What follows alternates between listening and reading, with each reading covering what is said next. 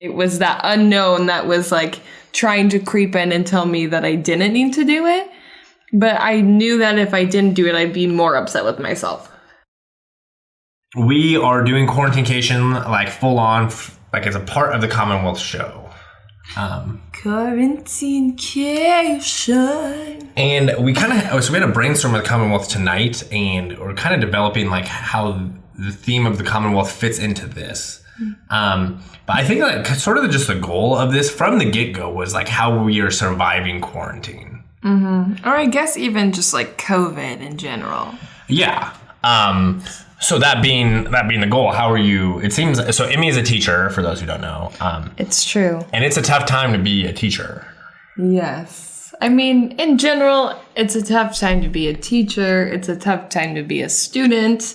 It's a tough time to be a parent of a student. It's just ideal for nobody. So, but we have to make the most out of it. Yeah. So how are you making the most out of it? How am I making the most out of it? Putting on my smiling face under my mask every day. Okay. Nobody gets to see it, but I know it's there. How much sass do you get from students about the mask wearing thing? None. I get no sass from students about masks. Oh, really? Yeah. Oh, they all okay. do a really good job of wearing their masks, Okay. which I'm really thankful for. I haven't had to battle any students on wearing masks, so we should definitely keep it that way. So what COVID-related thing in your life, as far as teaching goes, has been the most difficult? Which COVID-related? Yeah. With teaching. I would just say, in general, it's kind of hard for me to provide a consistent atmosphere for my students when it comes to like planning for them. And every week you don't know what you're gonna get in COVID world. So we've had a lot of changes already with COVID, and we have our Zoom learners, we have our A students, our B students, our C students now. We have all these different groups of students. And what I have to kind of do is put the puzzle pieces together of this A student is working on this while they're at home, while this B student is in person working on this, while my C student who comes every single day is doing what the A student's doing at home. And then my Zoom student is always at home and also working on this activity. So I have to do that for each one of my classes and do that for each activity, who's doing what. And then it's also keeping track of if I've received that assignment. So in general, it's just a lot of moving parts all at once. And so how do you manage those moving parts? I think that thing that your comment resonates with a bunch of people, especially our age, on just like there's so much stuff going on and juggling it all like feels overwhelming. Mm-hmm. And I kind of even know like how do you feel overwhelmed? Do you allow it? Yeah. Yes. Yes. I know you're asking Knew that because answer. Knew that one. I know you're asking because you're asking for the show, but yes, I feel so immensely overwhelmed, but I also feel like I'm doing like the correct steps of like advocating for myself, like going and seeking out help, whether that's talking with the counselor. And like part of that is because of you, and I appreciate you so much for pushing me to do things that are helpful to my overall health. But I just feel like a weekly talk with a counselor isn't going to be enough to fix my overarching issues that I'm having. You went to a counselor recently, and there was like a bunch of things bubbling up. But like, okay, so why did you go to a counselor? Because of you. Well, there's a lot of reasons. I've been wanting to talk to a counselor for a very long time. Just especially in the 2020 world, you need to have some unbiased opinions when it comes to like, I just think it's helpful to talk to people that don't know you but can offer like an unbiased opinion to you. Mm-hmm. So I do appreciate that. I've only been to one meeting, but we have another one scheduled. Okay. Which I'm excited for, but also for a very long time, I don't think it's ever been like taboo for me. Like, I've always wanted to seek out counseling, but I think a big part of me not doing it is I didn't have health insurance for so long. And now, like, that I have this new job, I'm able to, like, go to the doctor and be unconcerned and seek out counseling. But also there's just a million other things that have happened, too, that I've needed to, like, get counseling for. And you are also aware of all of those things. Yeah, and we'll trickle those in future podcast episodes, maybe. So...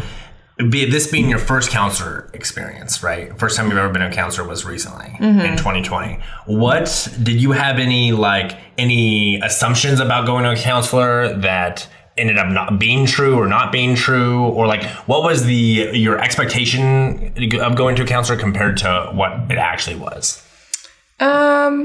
So I don't really think I had any negative expectation of like what it would be like to speak with a counselor. I think it's just sometimes it's hard for people to like commit to doing things that are new and uncomfortable.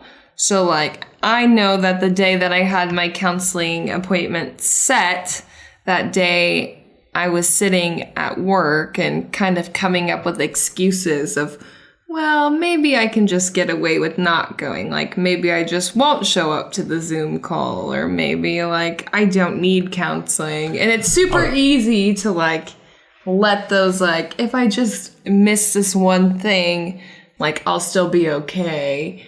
But then I told myself that that is not the route that you need to be taking. In fact, you should be doing the opposite. And it was that unknown that was, like, trying to creep in and tell me that I didn't need to do it. But I knew that if I didn't do it, I'd be more upset with myself. Absolutely. And you would have had an upset boyfriend. And I would have had an upset Bobby because you are only asking me to go because you're looking out for my best interest. And I need you to push me like that. And I went, and I even was honest with the counselor beforehand. Okay. About not wanting to go? About not wanting to go. Okay. I told her that I had been thinking about not attending the Zoom call that day. So, like, that's kind of where I was at. But I knew in the long run I would be happier if I went. Okay. And she was like, I hear that all the time. So. And that first, like, what did you get out of your first session? Because I guess I didn't realize it was over Zoom. When I pictured you going to the counselor, I thought it'd be like the chair, like the dramatic chair and pillow, and you had your feet up. But like, it's 2020, so it's 2020. So it was over Zoom.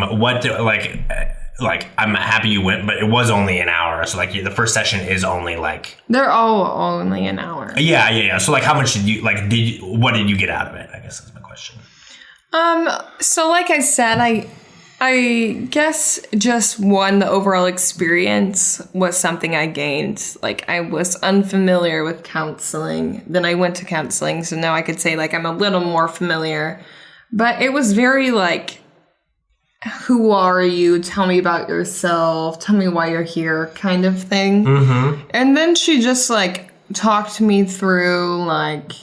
Well, like, like, I've been having some sleep issues on top of just anxiety issues of, like, general life, and then some trauma issues. Yeah. So, just, like, very informational, and, but she just was able to offer me, like, some helpful ways that I could start my mornings, like, being more intentional with how I start my mornings and seeing if that's helpful for me in the long run with my days. And so and has it been, have you like done any of the tactics?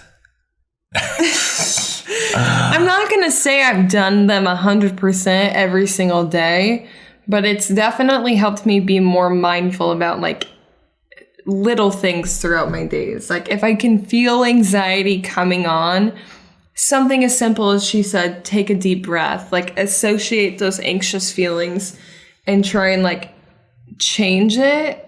I'm not wording this well, but, like, when I know that I'm starting to get anxious, like, acknowledge it and then take a second and, like, wiggle your toes. Because, like, that helps you maybe feel more grounded. And then take a couple of deep breaths to, like, associate, like, good breaths and good breathing with like feelings of anxiousness rather than like letting my heart race and then like breathing really heavily and like in the bad way, like just like taking good deep breaths and wiggling my toes. So like if I'm at work and I'm starting to feel anxious, I'll take a second and like wiggle my toes to like be present. Instead, because my anxiety is very like future based and past based, not present based for the most part. Like COVID in general is stressful, but that's not really what's getting me. Absolutely. But anyway. Yeah, okay. No, I think that's a good little like, so we're now going to do, if you are a returning listener to Quarantine-cation, thank you so much. Since our last episode, we have decided to do this on a weekly basis. Mm-hmm. And I keep on getting distracted by my computer, so my apologies. The sound waves are coming in, and I just like... They do look really calming. Yeah, they look calming in a way like it's slightly too loud. But anyway, thank you so much for listening. If you have listened to previous episodes of Quarantine-cation, we are now doing this a weekly show. It's going to come out on every Thursday, and it is part of the Commonwealth Media. So if you are listening, you can continue listening on Spotify and now Apple. It'll also be all on YouTube, and we are going to discuss topics kind of like this one, just like how are you getting through 2020/quarantine? Like how do you make quarantine your quarantine-cation? Yeah. And I think that's the tagline. So.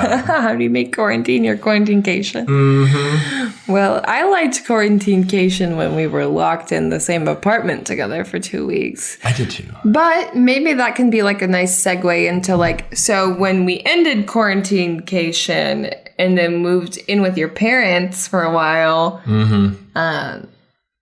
for me, that was like one of the most like stable feelings I've had so far in COVID, just because we had such structure while we were in quarantine with your parents. We had routine and like, I don't know. I just feel like that was kind of like, that felt like a home and like a safe spot during COVID. And this weekend we went to your parents for cat sitting. And house sitting. Yeah.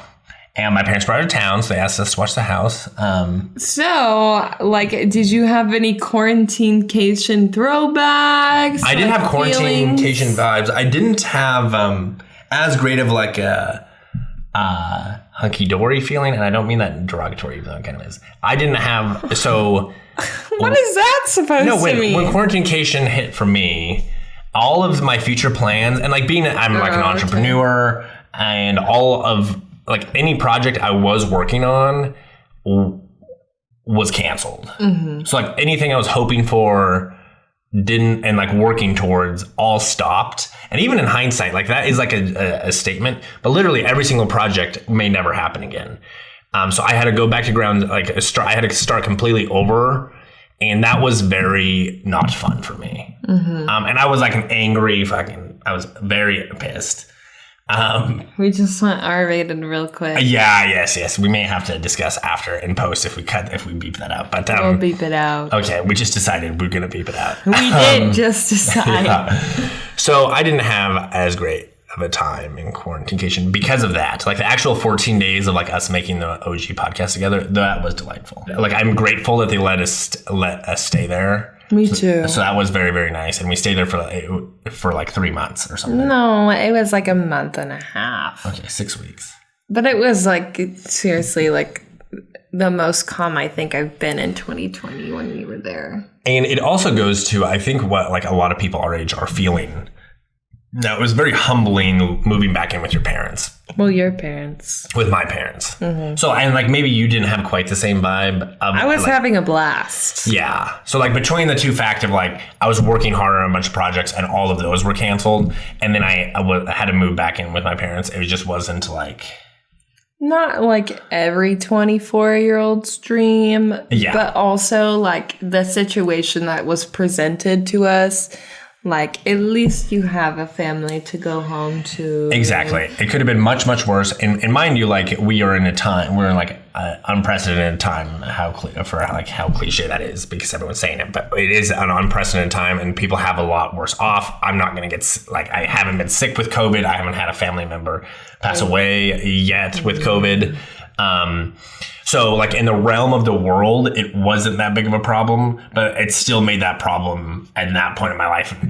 It was still a problem for me then. And I know everything that you were working up towards. So I completely understand like being disappointed in just like, and that was so early on in COVID that we didn't really know what every day was holding, but all we knew is like our lives were disrupted by everything going on. Like if we made a list of all the negative things that happened due to COVID, the list would be endless. Yeah. But if you like took that and spun it around to think of all the things that we've gained from it, like in a positive way, I would say that our relationship has like grown stronger and stronger. Oh, most definitely. Most definitely. Emmy and I were like casually dating at the start of COVID.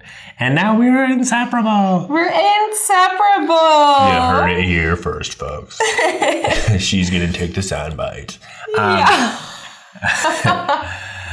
All right. I think that's a good length for like what it is. Should we wrap up? Yeah. I guess my only thing is I really want to do the tell me something good. Like, okay. So every time we do this from now on, well, I guess to bring some context to the table, I always ask Nick whenever he's in Omaha and we're FaceTiming before bed to tell me something good. I don't give him any context other than tell me something good, and it's up to him to figure it out. So... And I was trying to think of like a distinct structure to the show, and Emmy suggested just to make it like no structure, but the only question being, tell me something good. And so is it always me telling you something good, or will we both say something good? We can both say something good, but I'll prompt it. Okay. So I want you, Nicholas, to tell me something good. Tell me something good. Tell you something good. The election is a week from Tuesday, or it's Tuesday. It's close, which also means it's close to being over. Like, I think regardless of your political beliefs or whatever like side of the aisle you're on, or however you're approaching this, I think like it's done with like it's a one factor of uncertainty that is just gonna like we're gonna know what's happening and it'll move behind us, and all the political stuff is gonna stop, and I think that'll be a mental health improvement for me sure. I hope. So you tell me. That's something. it. That's your only something good? I think for sure, yes. Is that not a good enough one? That's fine. I did come unprepared, so I'll for future episodes I will put more thought into tell me something good. Okay. Tell you something good. Tell me something good, Bubby. I finished a song. This weekend. And to you, I know that's good because that's what you've been wanting, is for me to finish a song. And I'm very excited. And I've been singing it to you so much. So much. Okay. Finish a song. There's many more to come. Do you want to sing it? No. Okay. So yeah, we'll end with Emmy's singing her song, and I'm going to turn your mic down a little bit because... No, I said no. Oh, no? You're not going to? No. Oh. I'm not singing the song. Where did you get I thought you said yes? No. Okay. Where did you get a no for a yes? No? No means no, babe. Okay, I know. I'm just kidding. Okay. We're just kidding. Okay. Signing off. I love you. See you next Thursday. I love you too. See you next Thursday. Goodbye.